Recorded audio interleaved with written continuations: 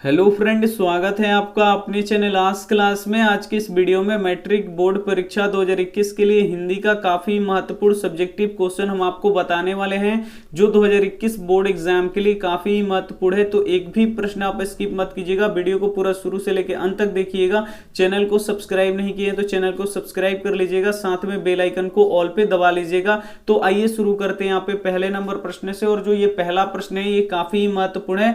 यहाँ पे है, लेखक के दृष्टि में सच्चे भारत के दर्शन कहां हो सकता है। तो आइए इसका उत्तर देख लेते हैं। लेखक के दृष्टि में सच्चे भारत का दर्शन गांव में हो सकता है। कहां पे हो सकता है सच्चे भारत का दर्शन? तो गांव में हो सकता है। भारत गांव का देश है। जो भारत है ये गांव का देश है और भारत किसानों का देश है, क्योंकि जो भारत है इसमें कृषि कार्य सबसे अधिक होता है, इसीलिए भारत क्या है, यहाँ पे किसानों का देश है। भारत की आत्मा गांव में बसता है। तो यहाँ पे जो भारत की आत्मा है ये कहाँ पे बसता है? गांव में बसता है, इसीलिए सच्चे भारत का दर्शन गांव में हो सकता है। इसलिए लेखक यहाँ पे बोल रहे हैं कि जो भारत की आत्मा है वो गांव में ही बसता है, इसीलिए सच्चे भारत का दर्शन कहाँ पे हो सकता है? तो गांव में हो सकता है। उम्मीद करते हैं ये प्रश्न आपको काफी अच्छी तरीके से समझ में आया होगा। तो आइए देखते हैं यहाँ पे अगला प्रश्न। अगला प्रश्न यहाँ पे देखिए 2 नंबर प्रश्न है कि दीदी का चरित्र चित्रण करें। यहाँ पे जो दीदी हैं उनके बारे में यहाँ पे आपको यहाँ पे बताना है। तो आइए इसका उत्तर देख लेते हैं। दीदी संतु और नरेन की बहन है। जो दीदी है वो संतु और नरेन की बहन है और अपने पिता की पहली संतान है। और जो दीदी है वो अपने पिता की पहली संतान है। दीदी देखने में सुंदर है। जो दीदी है वो देखने में कैसी है? सुंदर है। और अपने भाइयों से बहुत स्नेह करती है। और अपने भाइयों से, जो दीदी है वो अपने भाइयों से बहुत ही प्यार करती है।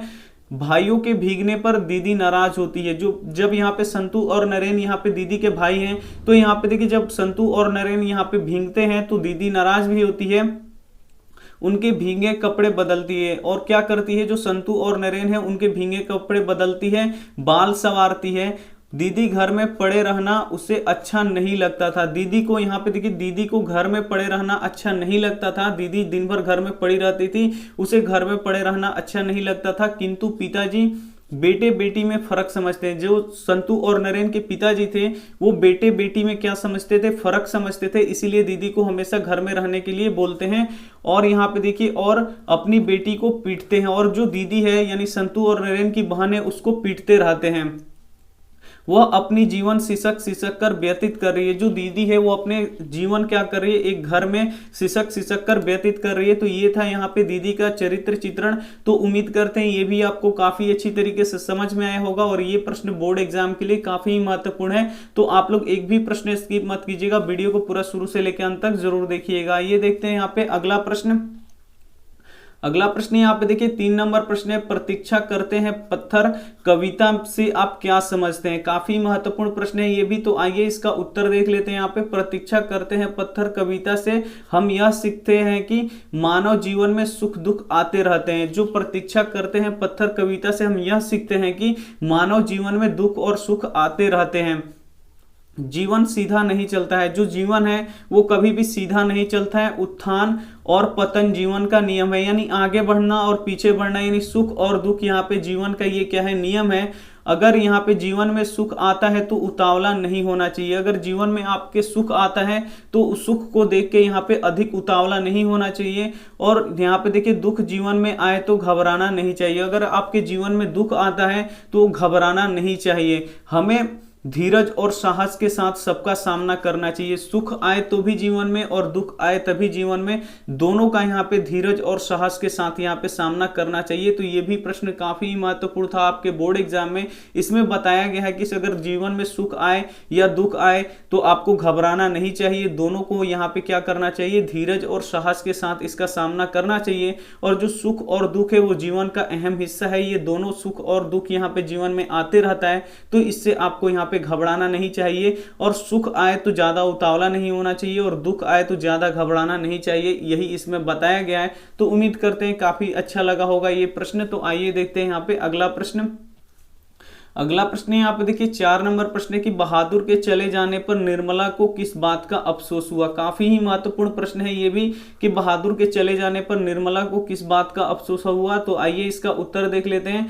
बहादुर के चले जाने पर निर्मला को इस बात का अफसोस हुआ कि बहादुर चोर नहीं था। जो बहादुर था वो चोर नहीं था, वो एक कर्मठ और ईमानदार नौकर था।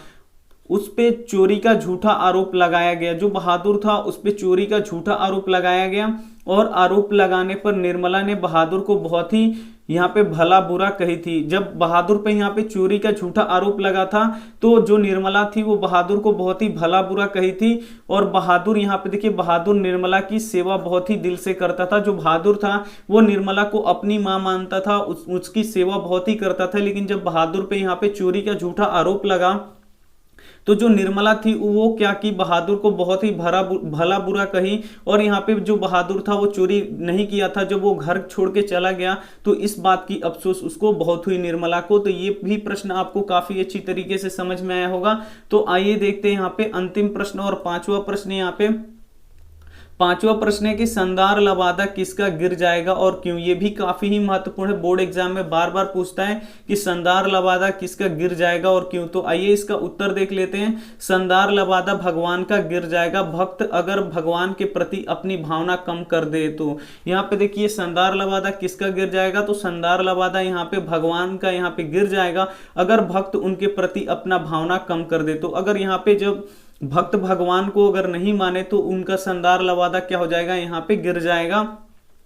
तो भगवान के लिए यह घातक हो सकता है। अगर यहाँ पे देखिए भक्त भगवान को न माने तो यहाँ पे भगवान के लिए ये बात क्या हो सकता है, घातक हो सकता है। यहाँ पे देखिए विराट सत्य की उपाधि धारण करने वाले भगवान भक्त के कारण ही प्रतिष्ठित हैं। यहाँ पे जो हम लोग भगवान को इतना बड़ा मानते हैं, इतना अधिक पूजा करते हैं, इतना ज्यादा मानते हैं, वो किसके कारण से मानते हैं, तो भक्त के कारण से ही मानते हैं।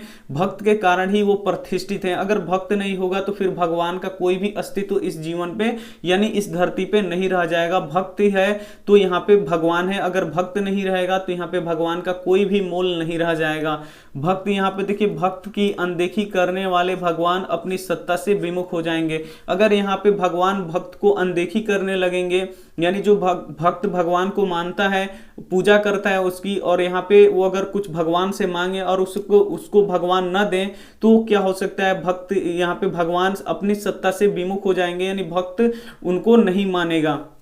यहाँ पे देखिए भक्त ही भगवान को परम सत्ता पर स्थापित करता है। जो भक्त है वो ही अपने, यहाँ पे देखिए जो भक्त है वही क्या करता है, भगवान को परम सत्ता पर यहाँ पे स्थापित करता है। यानी भगवान को यही यहाँ पे पूजा करता है, मान सम्मान करता है। कौन करता है, भक्त करता है। जब तक इस दुनिया में भक्त है तभी तक भगवान का अस्तित्व है। इस दुनिया में जब भक्त नहीं होंगे तो भगवान का कोई भी अस्तित्व नहीं रह जाएगा। और जब नहीं रह जाएगा, अगर भक्त भगवान को नहीं मानेगा तो भगवान का संदार लबादा क्या हो जाएगा, यहाँ पे गिर जाएगा। यही कवि यहाँ पे बोलना चाहते हैं। तो उम्मीद करते हैं ये भी प्रश्न आपको काफी अच्छी तरीके से समझ में आया होगा। तो यहाँ पे अगर आया है तो वीडियो को आप लोग लाइक कर दीजिए, अपने दोस्तों के पास इस वीडियो को जरूर शेयर कीजिएगा। चैनल को सब्सक्राइब नहीं किए तो चैनल को सब्सक्राइब कर लीजिएगा। Thank you for watching. मिलते हैं अगली वीडियो में, तब तक अपना ध्यान रखिए, मन लगा के पढ़ाई कीजिए। Take care and bye.